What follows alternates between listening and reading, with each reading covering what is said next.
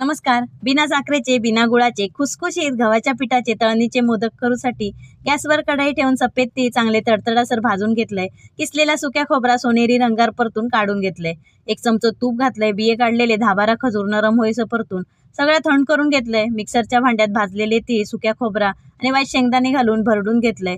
सगळ्या ताटात काढलंय. वाईच वेलची पूड आणि खजूर कुस करून घेतले आणि परत मिक्सरात वाईच फिरवून सारण तयार करून घेतले.